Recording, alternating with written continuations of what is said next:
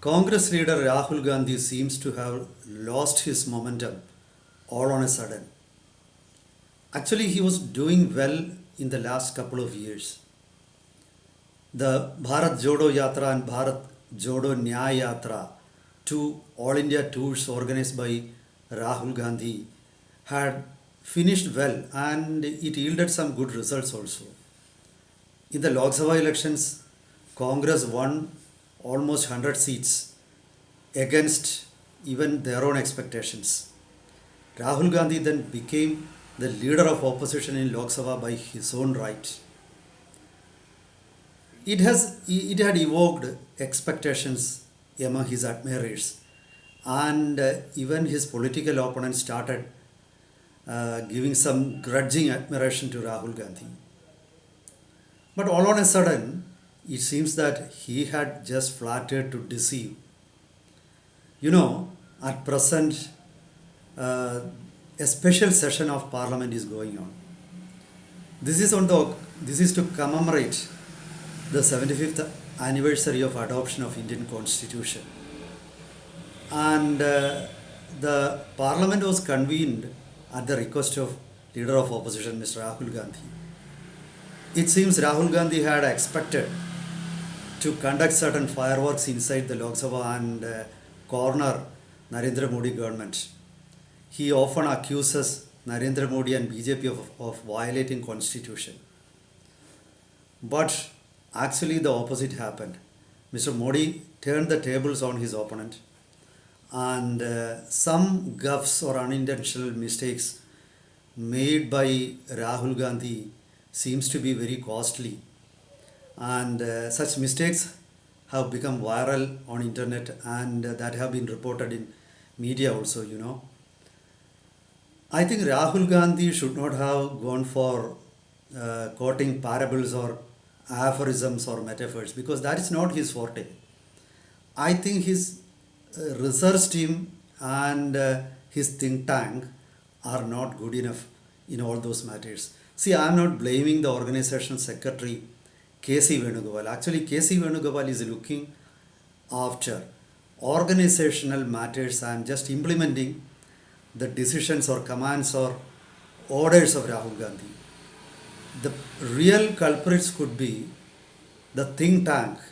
I mean, the JNU, Stanford, Columbia University products who seem to be assisting Rahul Gandhi. They may be good in certain aspects, but they are not good in Indian scriptures, Puranas, or other myths. Actually, Rahul Gandhi should not go for that. Instead of that, he should stick to current things. Perhaps he could present a better speech or something in Lok Sabha and even in public rallies if he follows this principle. Anyway, the current dilemma, the current predicament is a bit costly for Rahul Gandhi. So I think we need to get to the bottom of the whole issue. Welcome to Insights. This is Hari Kumar. So let's start with the current Lok Sabha session and Rahul Gandhi's speeches that cost him dear. Rahul Gandhi's predicament is almost like what the predicament of Ding during his match against India's young present world chess champion D. Gukesh. Ding was performing decently till the last match, when all on a sudden he made some unexpected mistakes. Nobody could even believe that he could make such mistakes, but actually he made that mistakes and he lost his title. So this is what happens to Rahul Gandhi also. In the Lok Sabha, he quoted Indian myths or quoted from scriptures. The first one was he was explaining what is meant by tapas. He said tapas is heating the body. I am sure that he might have got this interpretation from some Western translations. I still remember that in the book The Wonder That Was India, A.L. Basham has written like that tapas is something like heating the body. These Westerners come into such wrong conclusions because they lack expertise in Sanskrit and they lack expertise in the allegories or metaphors used in Indian scriptures. You know, Indian scriptures are full of such symbolisms, allegories, then it is full of metaphors, parables are also there. You have to be very careful while interpreting each word. Now, not even word, even a syllable.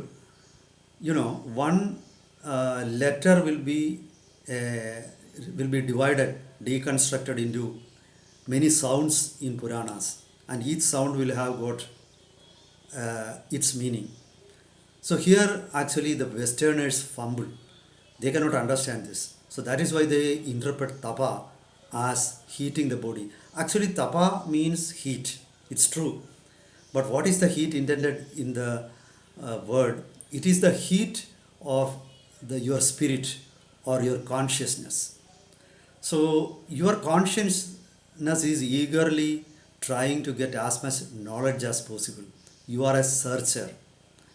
And during the search, your consciousness or your spirit becomes restless because it has got an unsatiable thirst for knowledge.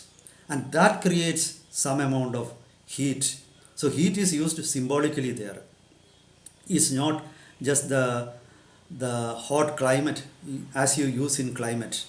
It is some kind of uneasiness. Even in English, such examples are there. When you say warm welcome, do you mean that you receive somebody in hot daylight or hot sun or by the side of a heater? Absolutely not. The same way as they use in English, in Sanskrit also it is used like that. So Rahul Gandhi should not have gone for an interpretations, and he has become the butt of a joke by indulging in such interpretations. Again, he quoted the story of Ekalavya. You know, caste is something like a creation of Westerners. In India, there was only Varna, and Varna also had a different connotation. Ekalavya, actually, Dronacharya didn't cut off the finger of Ekalavya, and he requested it, you know, Ekalavya willfully sacrificed his finger. That's true. But at the same time, just because Ekalavya sacrificed his finger, he didn't become helpless person. He still became the king. He achieved mastery over archery with other fingers. That blessing also was given to him. In Mahabharata war, Ekalavya participated on the side of Kauravas. And you know, actually, Ekalavya was not an outcast, as people think. Nishadas were also a group of independent people. That is why Nishada had a king. Nishada people had a king. They were a separate group, that was that. And they had also participated on the side of Kauravas in Mahabharata war. So, you know, the situation is complicated. Actually, Ekalavya was not the son of Nishada king. He was actually the son of uncle of Lord Krishna. His father was a Yadava, his mother was a Nishada, but he was adopted by a Nishada king. So that is like Karna was the son of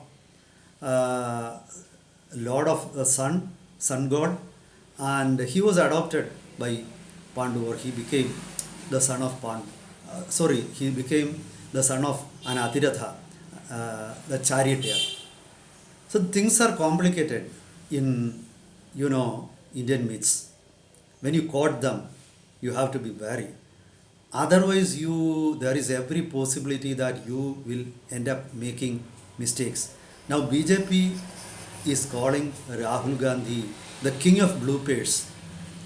Now, I'm sure he didn't make this mistake intentionally, but unfortunately, he lacks enough knowledge of scriptures like some of our freedom fighters like K.M. Munshi or Dr. S. Radhakrishnan had. In that context, you should not go for such quotes, or you need to have a very good team to assist you. You know, a leader is only as good as his team.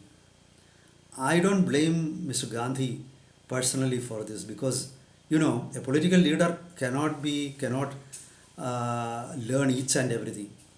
His team should provide him with enough knowledge. But unfortunately, if you have a poor team, a weak team, then you will bear the brunt of their mistakes. This is what happening to Rahul Gandhi, I think. And let us go into other factors also.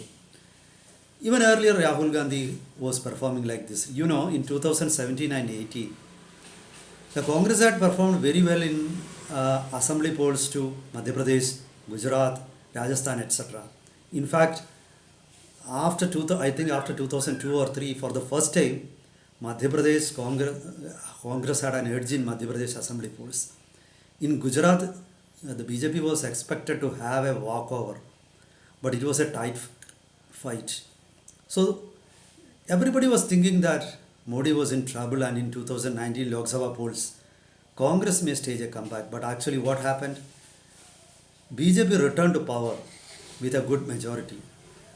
And the same thing actually is happening now, you know. After performing well in the Lok Sabha, Rahul Gandhi has not been able to sustain the momentum, and in the state assembly polls, like what happened in Haryana, what happened in, Maharashtra, Congress has lost. This is a humiliating thing. You just flatter to deceive. And you know, in the present political situation, Rahul Gandhi has got a challenge from his own family. I think Priyanka Gandhi, even though she is a debutant in Lok Sabha, I think she performs well. She is an avid listener also, and she creates an impression that she is very serious.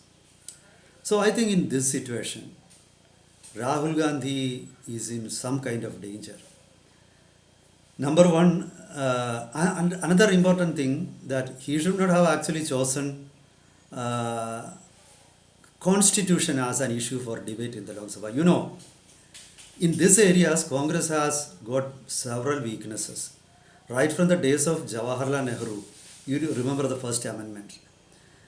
And it was Jawaharlal Nehru who amended the constitution and crippled the freedom of speech. You know, the amendments or clauses 2 to 6 of 19A, which were added during the first amendment, actually weakened the freedom of speech in India. And thereafter, you know how many amendments were carried out by Congress governments in the constitution. I still remember the eminent jurist Nani Pakiwala had written a book named Our Constitution Defaced and Defiled. During the emergency, you know, so many amendments, crucial amendments that weakened the constitution were carried out. The 42nd Amendment was questioned. Though certain amendments were annulled later, I think the Congress still carries the blame for weakening the constitution.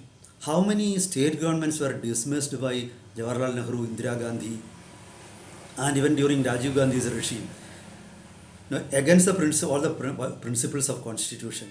So these many articles of the constitution were misused. So this is not an area of strength for Rahul Gandhi. When he upholds the constitution book every time, I think he just raises one finger and four fingers are pointing towards himself. So this is not an area which he should focus on.